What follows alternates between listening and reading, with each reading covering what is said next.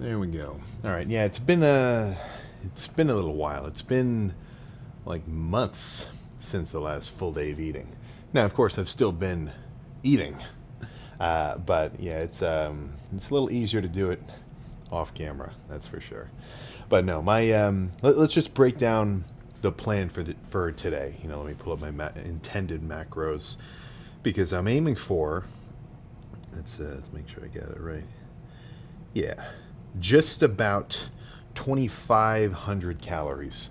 If I go a little over 2,550, that's cool, but I kind of want 25 to be the number. That's what I'm aiming for. So, what that adds up to 250 grams of protein, 250 grams of carbs, and then a little more than 50 grams of fat. So, maybe more like 260 grams of carbs ish.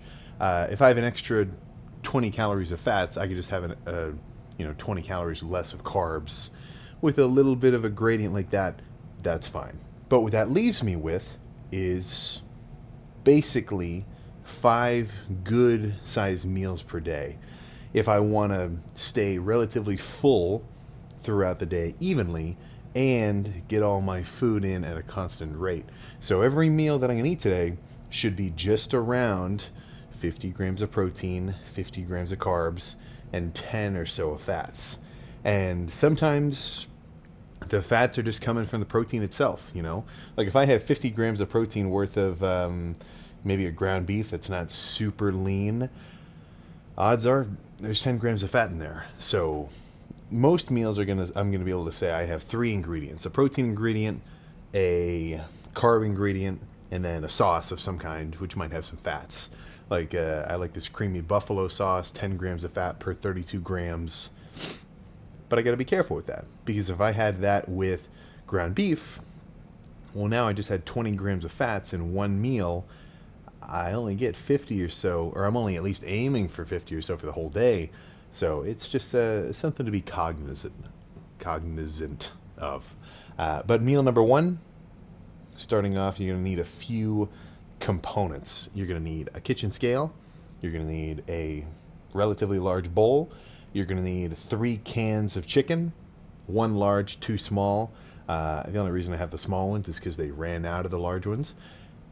Half a sleeve of rice cakes, some sugar-free or at least low-sugar barbecue sauce, and that's all there is to it. So the way that I go about this meal is I'm going to crush up the rice cakes completely inside the sleeve, pour them into the bowl, strain off the cans of chicken, throw those in, and then put the whole setup on the kitchen scale, zero it out, and then weigh out 2 servings of the sugar-free barbecue sauce. So what that leaves me is just this kind of chicken, rice, barbecue sort of blend once I get it all stirred up together. And macro-wise, I mean, this bowl, I've already kind of, hit it a little bit, but this bowl is very filling. Like if this was 50 grams of carbs worth of just regular white rice out of the microwave, it would look like this. It'd be nothing. The rice cakes have kind of become a very big staple carb source for me because they just have a lot of volume. It feels like you're eating much more than you are because the rice has been puffed up to be very like low density. But this meal together for number one is going to put me at, let me pull it up specifically, 54 grams of protein, 57 grams of carbs, and 5 grams of fats. So that's pretty good. Carbs and protein wise, a little bit heavier than that 50 per meal goal, but the fats are a little lower, only 5 grams. So we're in a good position, right? It's about 10 o'clock now. So if I want to go to bed at, let's say 11, 10, midnight, something along those lines, then I want my next 4 meals throughout today to be relatively evenly spaced. Next meal is not going to be at 11. I want the next meal to be more like it, maybe 1 or 2. And then I can have another one at like 5, one more at like, 7 or so, and then one more later at night, right before I go to bed. Because for me, it's much easier to go to sleep after I've eaten a big bowl of food and I feel full. Let's say for whatever reason, next meal I went crazy. I had a 1,500 calorie meal. I'm still under my calorie goals, so the day isn't lost yet. But if I want to stick to my deficit, that would mean that for the rest of today, all I would only get to eat was one more relatively small meal, and I'm going to have to go to bed hungry. And the likelihood that people are going to stick to their diet, not overeat on a particular day at night gets a little tricky, you know? So if you're going to bed hungry, your stomach's growling, odds are, and like the statistics probably wouldn't lie about this, that guy's going to get up and go snack on something. That guy's going to kind of convince himself he should eat a little more and have like a refeed. That's what you don't want to do. You don't even want to put yourself in a position to have that like inner negotiation of trying to eat more food later on. So that's where it's sort of your responsibility to evenly spread out your meals throughout the day so you can go to bed feeling satisfied. Because if you go to sleep and you wake up the next morning and you didn't go over your calorie deficit goal, you're good. But don't act like you can have a whole day where, oh, I was so good, and you couldn't just eat, 5,000 calories at Texas Roadhouse that night. That would completely offset the being good for that entire day, But I'm going to sit here and kind of grub on this. Today's a full-on rest day. No cardio, no lifting, no anything. So, yeah. I think I had a point, but now I forget it. Either way, I'll see you for meal number 2. We're a little less than 500 calories in so far. There we go. All right, so post-grocery trip, that brings us to meal number 2. And I was actually freaking hankering for food, walking around getting groceries. I'm kind of surprised I didn't leave Meyer with like 10 different like candies and sweets or like frozen ice cream bars or whatever. But not in the cards for right now. So meal number 2, again, basically the same format as most of my meals. A lean protein source, some type of low sugar, low carb, low fat condiment, and rice cakes on the side. So I'm going a little crazier. These are white cheddar rice cakes. So instead of just 7 grams of carbs each, these have 9 with 2 grams of fats. So I got to account for that. 8 grams of fat total, 36 grams of carbs, 8 grams of carbs worth of sugar-free barbecue sauce, and then about 70 grams of protein worth of beef. I counted like 15-ish grams of fat, I counted about 10 grams of fat in the beef itself because, there's always going to be a chunk. And sometimes I like to overestimate the amount of like dietary fat in something like a steak or whatever, just to make sure I don't overshoot my fat goals. But meal number 2, that puts me at 1,100 calories, 106 grams of carbs, 20 grams of fats, 124 grams of protein once I finish eating this. And that's about where I want to be. So my calorie per hour rate is actually good. I'm kind of behind schedule, which means that over these next few hours, whatever I end up eating, be it maybe some canned chicken or make some more ground beef or something, I'll feel like I'm eating more food because I can eat more in a shorter period of time. So I don't really want to eat meal 1 at 7 o'clock in the morning. I want to wait until like 10, 11, maybe even noon for my first really big meal. Because then, let's say I've got 2,500 calories. Instead of spreading that 2,500 over like, maybe a 16 or 17 hour time frame, if I can spread it out over more like a 10-hour time frame or like 11, noon to 10, noon to 11, well, it'll feel like I'm eating more food during that time. And it's not that hard to skip breakfast, but it's much trickier to skip dinner, if you feel me. It's not so easy to go to bed with an empty stomach. So I'm going to sit here and chow down on this, and then I'll see you for meal number freaking 3, whatever that ends up being.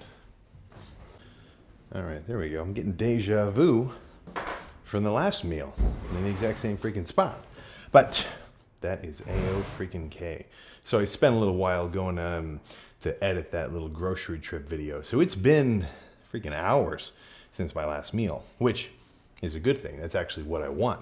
So let's see what we're at calorie-wise currently. So what we're looking at here is 3 plain salted rice cakes, 10 ounces of ground beef, 30 grams worth of sugar-free barbecue sauce, which is all going to add up to just about So the carb section is going to be 21 grams of carbs from 3 rice cakes, 4 grams of carbs from 1 serving of sugar-free barbecue sauce. I'd say probably, I mean, this is strained ground beef, but I'd say probably 9 grams of fats, then about 65 grams of protein. So that puts me at 190 grams of protein so far, 31 grams of fats, and 148 grams of carbs. So it's 8 o'clock now. I've got one more big meal later, which I'm actually excited for because it's well, let's just say it's a little more fun. But yeah, I mean, this is really, not to get repetitive here, but all these meals are going to continue to look very similar to this. Just a bowl of some kind of protein, some sort of condiment to go along with it to make it a little more just enjoyable. And then as a carb, I mean, rice cakes are kind of like freaking top tier. Like I like some instant oatmeal. The only reason I didn't have instant oatmeal for this morning's breakfast was because I'm out of it and I kind of forgot to get it. But the rice cakes are pretty freaking solid, very versatile.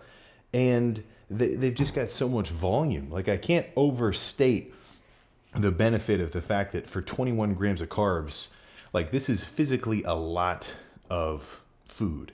If this was 21 grams of carbs worth of plain cooked white rice, I mean, shit, I could probably get that in one mouthful of a spoon. So to have it be a little more just voluminous, right, and actually take up more space and chew for longer and, give me more kind of, I guess you just say like overall mouth feel, it's going to make this meal feel like I'm eating more than I really am. And that's what I'm aiming for. I want these meals to feel big so that when I eat them, I feel full and I don't feel like I've got to freaking, scrounge the kitchen and grab, this, that, and the other just to, kind of curb my cravings. But I'm going to sit here. I'm watching Mad Men season 1. Very good show. I feel like I'm spending my free time a little better watching a show instead of just scrolling on my phone watching like stupid reels and stuff. So I'm gonna watch, I think, episode 6 of Mad Men, slam these rice cakes, and then get ready for the last meal of the day, which I'm really the most excited for. I even saved some macros for it, so it'll, it's kind of gonna feel like I can eat as much as I want. But I'm gonna sit here and enjoy this, and I guess I'll see you for that.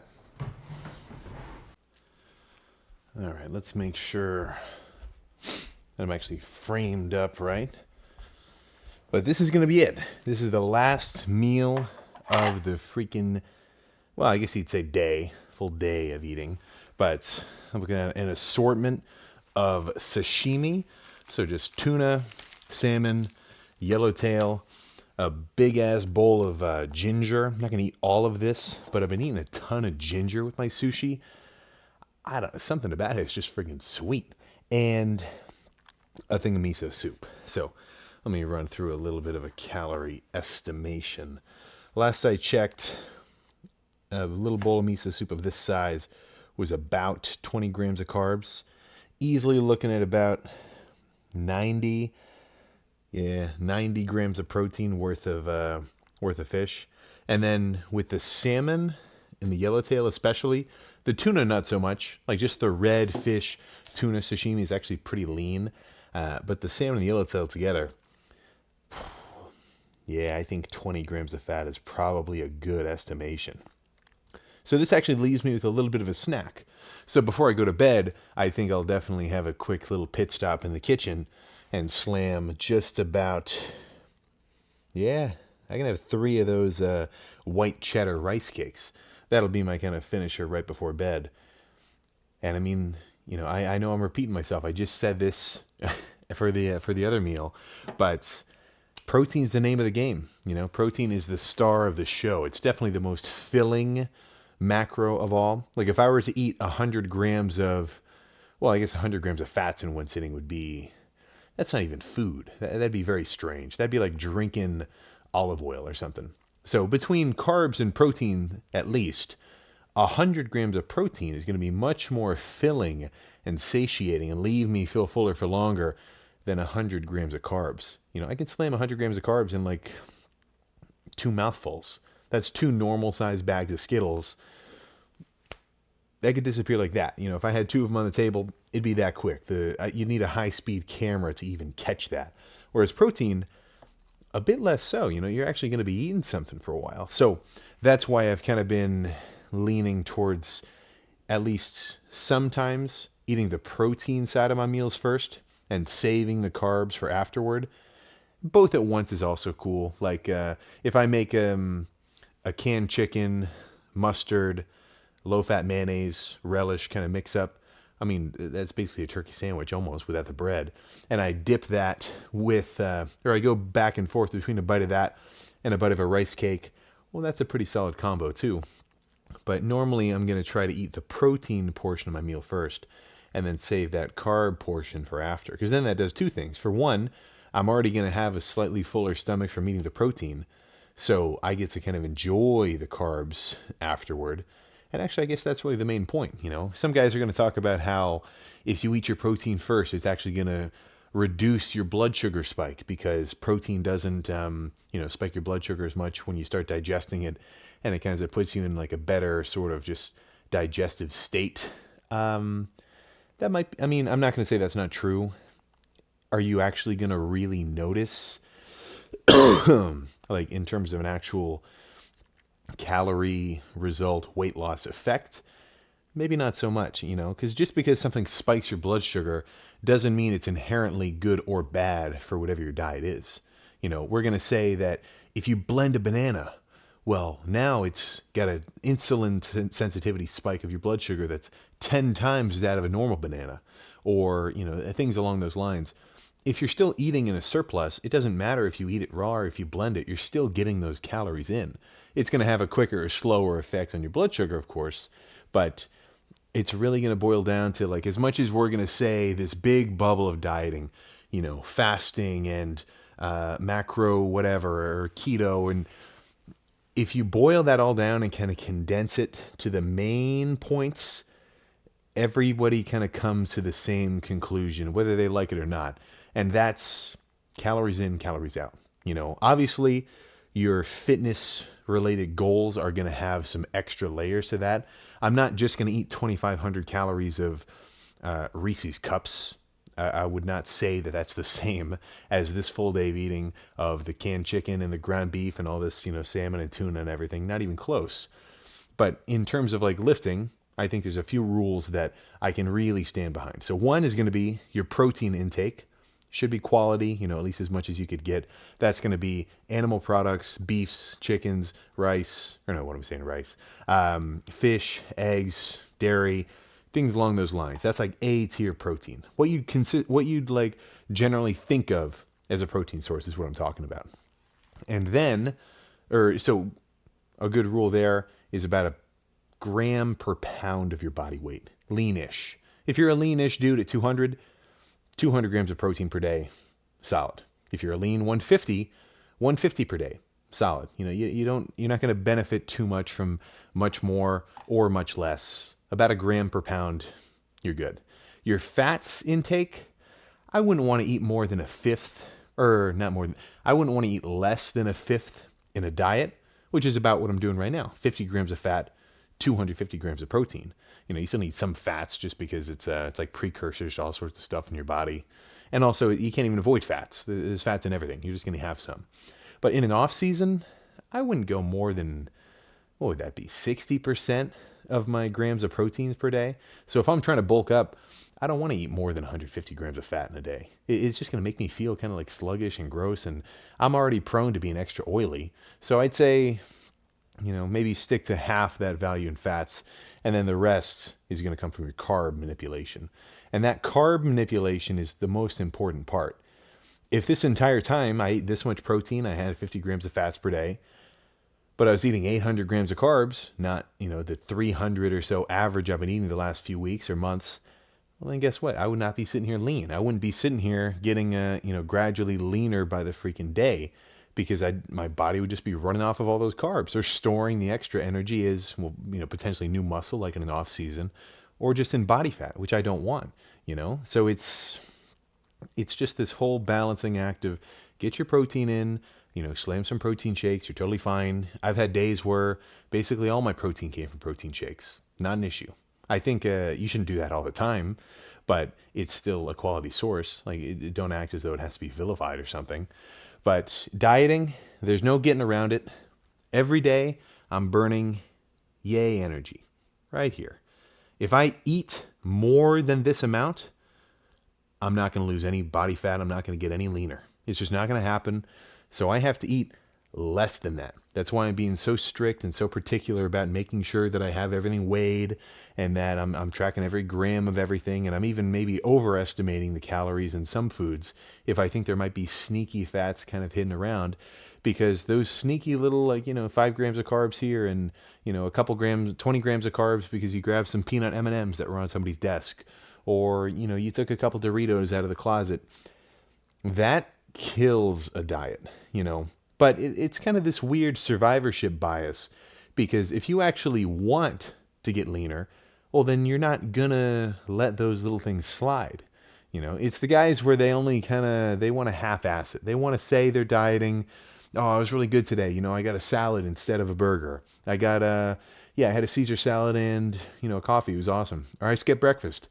And then he goes home and he eats, 3 freaking big ass scoops of Ben and Jerry's that he's got in the fridge, slams some chips, a third of a sleeve of Oreos is now gone.